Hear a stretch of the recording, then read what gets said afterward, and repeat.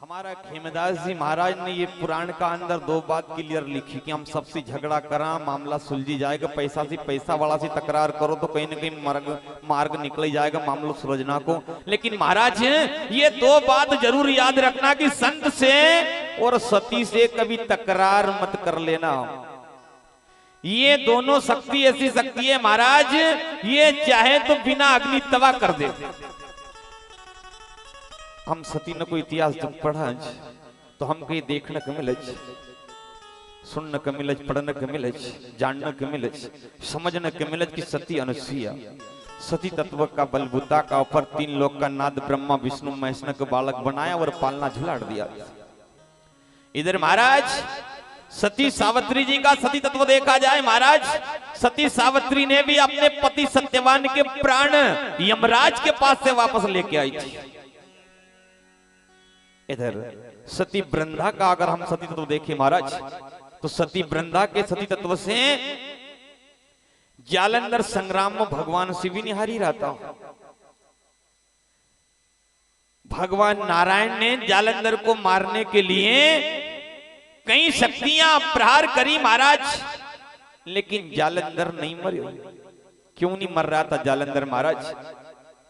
जब नारायण की सारी शक्तियां निष्फल जा रही थी महाराज, श्री नारायण विचार करने लगे, लक्ष्मी को बुलवाई, कहा कि लक्ष्मी जरा जालंधर के घर तो जा, क्या कारण है कि सारी शक्तियां मेरी व्यर्थ जा रही, निष्फल जा रही है, ये जालंधर के पास ताकत क्या है बचने की? लक्ष्मी जी ने एक बुढ़िया मां को भेष बनायो और जालंधर का घर गई। जालंधर की अर्धांगिनी वृंदा जब अपना पति संग्राम में जाता था तो अपन तो हवन कुंड में आभूति न डाला, लेकिन महाराज अपनी बाईं बगल से मांस तोड़ के हवन कुंड में डालती थी। लक्ष्मी जी ने दृश्य को देखियो, तुरंत वापस जा श्री नारायण को भेद बता दिया। कहने लगी लक्ष्मी जी की महाराज जालंधर को मारने के लिए आपके पास कोई भी ताकत नहीं है महाराज, किसी भी कीमत किसी भी परिश्रम जालंधर धराशायी हो ही नहीं सकता महाराज। क्यों? क्योंकि महाराज ऐसी गुण की अगली नारी जो अपने पति की सुरक्षा के लिए मांस हवन कुंड में डाल रही हो महाराज, उनके पति को कौन मार सकता है? और दुर्भाग्य से लक्ष्मी जी ने कहा कि महाराज वो भी दुर्भाग्य थे ऐसी नारी के, ऐसी नार को वो राक्षस हो गए महाराज, ऐसी नार तो आपको मिलना था, ऐसी नार को राक्षस भोगे वो तुम्हें सोए अधूरा है। महाराज लक्ष्मी जी ने जैसा ही भेद बताया कि जालंधर के पास क्या ताकत है जीवित रहने की, भगवान नारायण एक कला से जालंधर से संग्राम करता रहा और दूसरी कला जालंधर के रूप में जालंधर के घर प्रकट कर ली थी महाराज। जालंधर का भेषम भगवान जालंधर का घर चलेगा। सती वृंदा की दृष्टि पड़ी अपने पति के ऊपर, पति का ही रूप था, हवन बंद कर दिया। सती वृंदा ने सवाल कर लिया कि प्राणनाथ आपका संग्राम देवासुर संग्राम चल रहा था, भगवान नारायण से संग्राम चल रहा था और वापस आने का कारण क्या, हार हुई, क्या हुआ कि भग के आयो, क्या कारण है? भगवान ने जालंधर का भेष में कहो कि ब्रह्मा विष्णु महेश मारा डर का मारे भागा और मैं आज त्रिलोक विजेता हो गया हूं।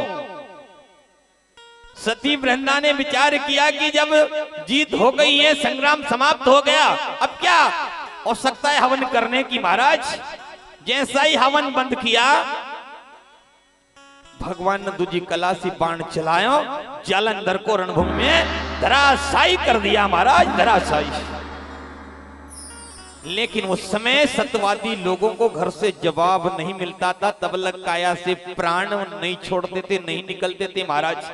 जालंधर अपनी अर्धांगिनी की प्रतीक्षा में प्राण रोके रणभूमि में पड़े थे। कौन बताए वृंदा को? नारद मुनि चल के आए। नारद जी ने कहा कि क्या बेटी हर खाए के क्यों न देते जवाब, अरे आज तुम्हारे पति संग्राम में मारे गए हैं। सती वृंदा ने कहा कि महाराज मेरे पति अभी मेरे पास थे, कौन कहता है कि मेरे पति मारे गए? नारद जी ने कहा कि जरा जाके देख तो पता तो लगा। महाराज जैसे ही सती वृंदा रणभूमि पहुंची, जैसे ही पहुंची आपने पति की हालत देखी, सवाल कर लिया कि स्वामी कृपा करके ये बता दीजिए कि आप घर गए थे या नहीं। जालंधर ने जवाब दिया कि मैं घर गया था। कब घर गया मैं, कैसे गया, किस समय गया? बोले अभी हाल। बोले मेरे को संग्राम करते करते ये गति और ये हालत हुई और घर गया मैं। वृंदा समझ गई कि मेरे साथ किसी ने छल कर लिया आज। वृंदा कहने लगी कि कौन दुराचारी मेरे सामने आ, इसी समय शराब दे दूंगी मैं। बोले सदगुरु महाराज जी। तो महाराज बात हुआ हो कि आज सती वृंदा जब रणभूमि में श्राप देने लगी थी महाराज, सती के श्राप के भय से नारायण भी कपे महाराज। सामने आ गए भगवान, कहा कि श्राप मत देना, श्राप देना मत। तू कहे तो पति को जीवन दान प्रदान कर दूं, सजीवन कर दूं, जीवित कर दूं, लेकिन मारने के लिए छल तो करना पड़ा। क्यों? क्योंकि थारा पति न देवता न को विनाश ही तय कर लियो तो, इसीलिए मेरे को ये सब करना तो पड़ा। पर आप तू शराब दे मत, जो कहे वो करूंगा। सती वृंदा ने जवाब दियो कि आज तुम्हारा हाथ से मरीरा तो गतिविधि मिलग, लेकिन महाराज आज आपको एक वचन जरूर देना होगा। मैं आपको एक ही शर्त पे, एक ही कीमत पे माफ करूंगी महाराज, कि जैसे शिव को गंगा प्यारी मैं रहूंगी तुम्हारे सिर जैसा भगवान शिव गंगा जी का अपना माथा पर राखच बठाड़ी कर, आशा कभी तुम मगर तुम्हारा माथा पर बठाड़ी कर राखो तो माफ कर दो। भगवान ने कहा कि ऐसा ही करूंगा, लेकिन आज नहीं, अगलो मारो सालक राम का अवतार होगा, थारो तुलसी को होगा, भगवान का माथा पर अपन तुलसी पत्थर चढ़ावा।